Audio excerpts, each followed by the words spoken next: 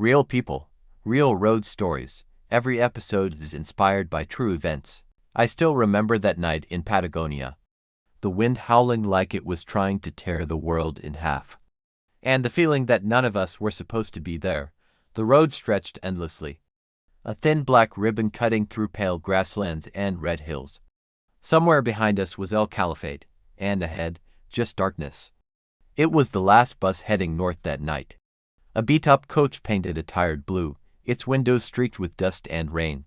I'd been traveling for weeks, backpacking alone through the southern edge of the world. Sleeping in hostels, sharing food with strangers. Collecting stories instead of souvenirs. But that night, all I wanted was to sleep. And maybe wake up somewhere warmer. There were 12 of us on board, a quiet mix of travelers, locals, and a few faces I'd never really noticed until things went wrong. In the front sat the driver, a heavy man with weathered hands who looked like he'd seen every storm Patagonia could throw. Next to him, a woman with a red scarf, clutching a paper bag like it held her entire life. Behind them, two Chilean students whispering to each other in low Spanish, sharing a pair of earbuds.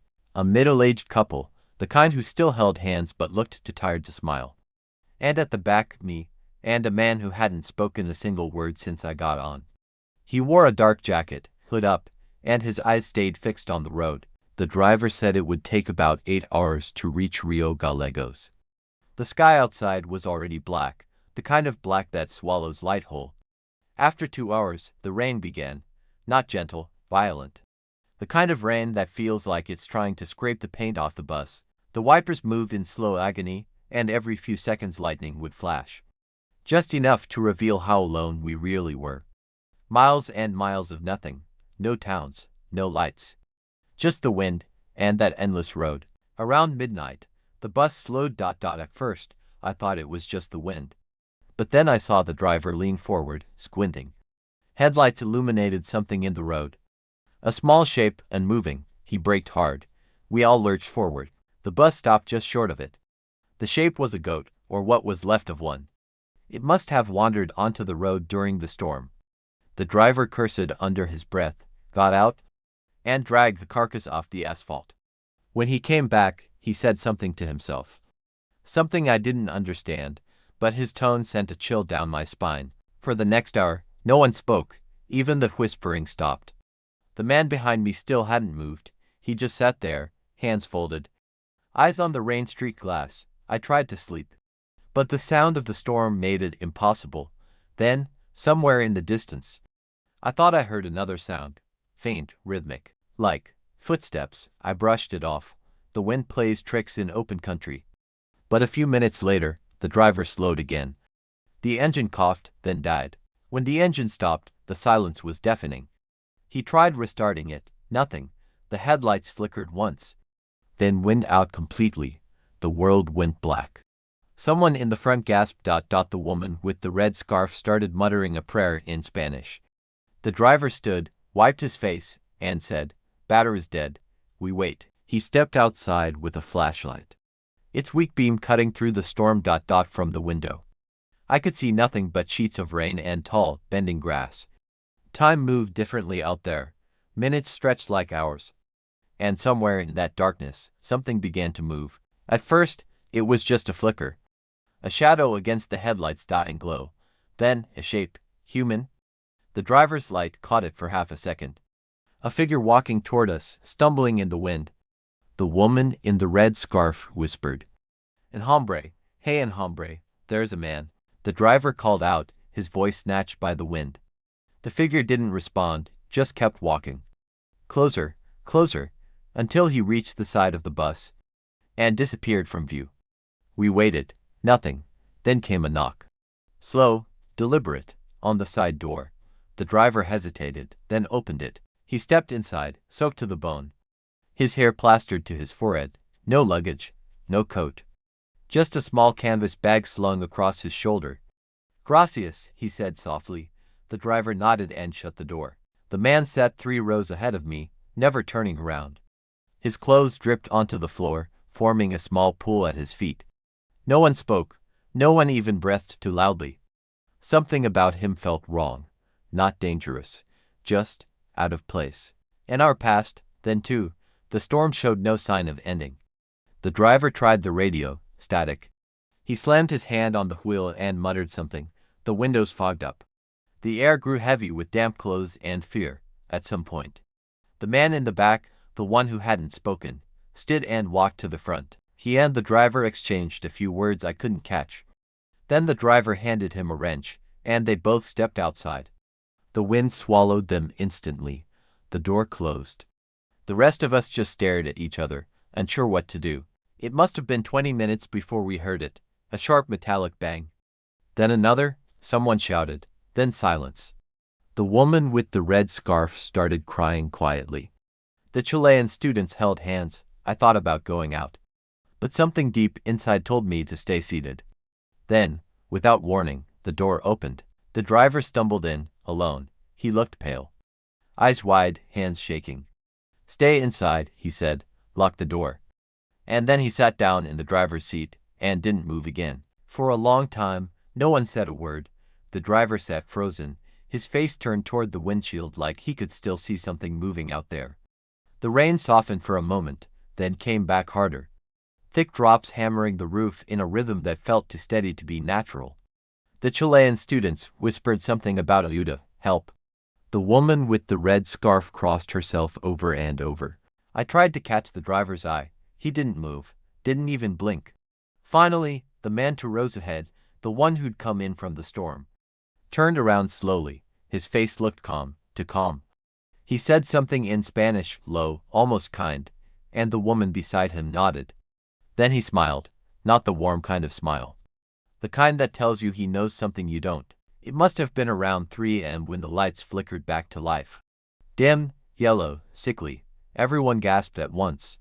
Relief, fear, confusion, all tangled together. The driver exhaled. He started the engine again, once, twice, then it caught. The sound of the engine filled the silence like oxygen. But before he could shift into gear, the man in the dark jacket, the one who'd gone out earlier and never returned, appeared at the door. He was drenched, shivering, eyes unfocused. The driver jumped up, opened the door, pulled him in. "What happened?" someone asked. He didn't answer. He just sank into his seat, head in his hands, muttering a single word over and over. "He's gone." No one wanted to ask who he was, but we all knew. The stranger. The one with no coat, no luggage, no past. The driver pressed him. "What do you mean gone? Gone where?"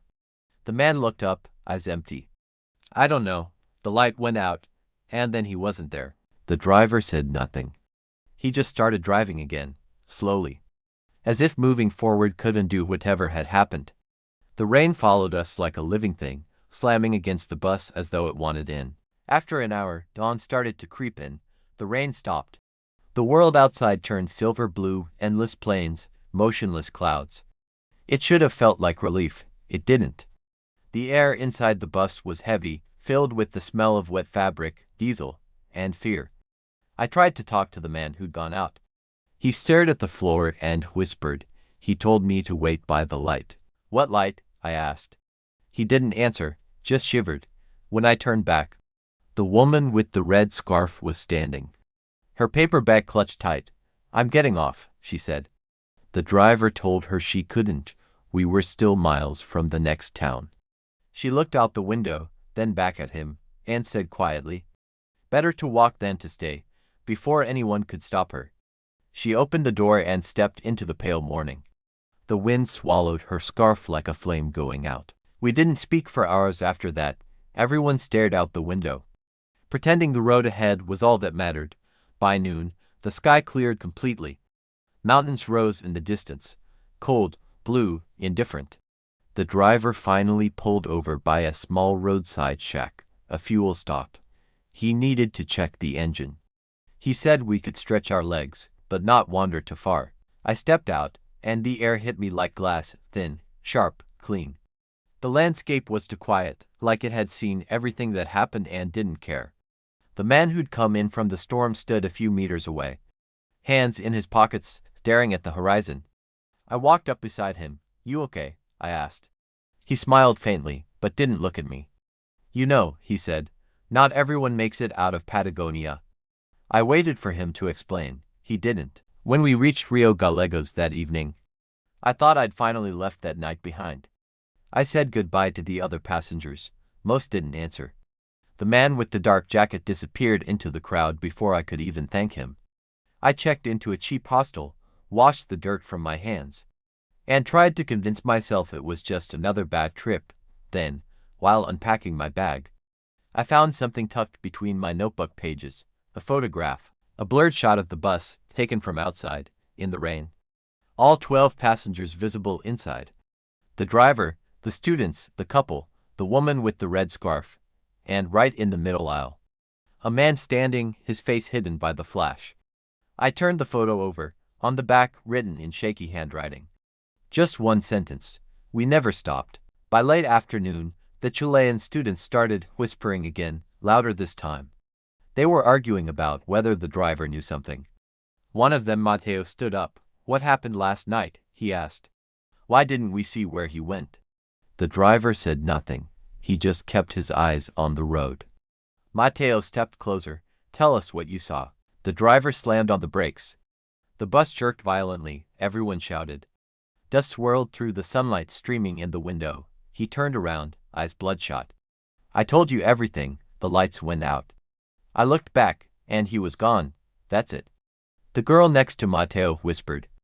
"Then who took the picture?" No one answered. An hour later, the bus drifted slightly, one wheel dropping into the gravel shoulder. The driver cursed, wrestled the wheel back, breathing fast. I could see sweat dripping down his neck. We all pretended not to notice, but I did. I noticed the way he kept glancing at the rearview mirror. Not at us, at the empty aisle behind the seats. The sun was setting again when I finally saw what he was seeing, a flicker, just a reflection. In the mirror, a shape stood at the back of the bus. I turned around. Nothing. But the mirror still showed it, a faint outline of a man, like heat rising from the road. "Do you see him?" I whispered. No one answered. When I looked again, it was gone. The woman from the couple started crying. Her husband kept saying it was just the light, that we were tired, hungry, but she kept staring at the window. "There's someone walking beside us," she said. Everyone turned. Outside, the landscape was empty, just wind and dust. But for one heartbeat, I thought I saw footprints appearing, one by one, in the dirt alongside the moving bus. Mateo shouted for the driver to stop. The driver refused. "No more stopping. We drive until morning." The engine roared louder, and the tires screamed on the road. Everyone held onto something as the bus hurtled forward through the twilight. By midnight, the storm had returned. The same rain, the same wind, as if time had looped. The wipers thudded in a steady rhythm, and every few seconds lightning lit up the plains like a negative photograph. Then came a low hum, deep enough to shake the floor beneath our feet. The headlights dimmed again. The driver whispered, "Not again." The lights went out. The engine died. And for the second time, we were left in silence. I heard someone moving in the aisle, soft steps, slow. When I turned, there was nobody there, just wet footprints leading down the center of the bus. I pressed my face to the glass. Outside, through the flashes of lightning, I saw the same figure standing in the rain. A few meters away, motionless. He wasn't coming closer this time. He just stood there, head tilted, as if he was waiting for someone to recognize him. Then he raised his hand and pointed, not at us, but at the road ahead. The driver started the engine again. And somehow, it worked.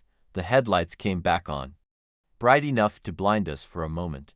When the light reached the spot where the figure had been, there was nothing. No footprints, no man, just the road.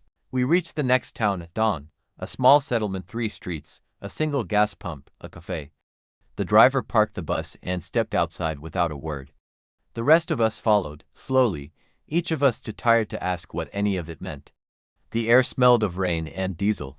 A man from the cafe came out, asked where we'd come from. When the driver told him, the man's face changed. "That route was closed," he said. "Floods washed out the bridge 2 nights ago. No buses should have come through. We just stood there, speechless." He looked at our mud-caked tires, then back at us. "You shouldn't be here," he said quietly. We stood in front of the cafe for what felt like a long time. The driver leaned against the bus, staring at his hands. The rest of us huddled together under the awning, steam rising from our clothes as the morning sun cut through the fog. No one spoke about the road. No one asked what we'd seen. The cafe owner poured us coffee without being asked. It tasted bitter and metallic, but it was warm, and that was enough. When I looked back toward the bus, I noticed something odd. The side of the vehicle, once coated in mud, was almost clean. Only the windows were streaked, like something had wiped them down during the night. The driver noticed too. He didn't say a word. Just turned away and walked toward the fuel pump. By noon, the group began to scatter. The couple hired a taxi to take them to the nearest airport. The students left together, backpacks swinging against their shoulders, whispering as they went. The woman with the red scarf, the one we thought had walked away into the storm, never showed up. Her seat on the bus was still damp when we checked. The driver stood by the door, chain smoking. When I asked him if he'd keep driving north, he said, "Not anymore. The road doesn't end, it just circles back." He handed me my ticket stub, folded neatly in half. On the back, in tiny handwriting, someone had written, "Gracias por quedarse, thank you for staying." I hadn't written it, neither had he. I left the town on foot. There were no more buses that day. And maybe I didn't want another one. The road shimmered in the heat, stretching north between low hills and pale grass. Every few kilometers, a road sign appeared, its paint faded by the wind. The wine carried the smell of dust, rain, and something else. Like burnt rubber or metal, the echo of the bus. As I walked, I thought about everyone who'd been there. How quickly people disappear from your life once the road bends. How little we ever know about who we sit beside. It's been years now, but I still dream about that night. I see the rain slanting across the windshield, the flicker of lightning. And the man standing in the road, always pointing north. Sometimes, in the dream, I'm still on the bus, watching him through the glass. Other times, I'm the one walking through the storm, trying to reach the headlights before they vanish. When I wake up, the first thing I hear is wind. The same dry, endless wind of Patagonia. People think travel teaches you about freedom, about how big the world is and how small your fears are. But sometimes, the road teaches you something colder. That every journey ends, but not every traveler does. Some of us stay behind in the places where we were most afraid, and only a part of us keeps going. When I think of that night, I don't think of the storm or the fear. I think of the faces in that bus, 12 people, strangers, bound together by a moment that shouldn't have existed. And I wonder if any of them remember it the way I do. As something that felt real, but maybe wasn't meant to be. Last year, I went back to Patagonia. It wasn't planned. I just found myself there again, standing at a bus stop outside El Caliphate.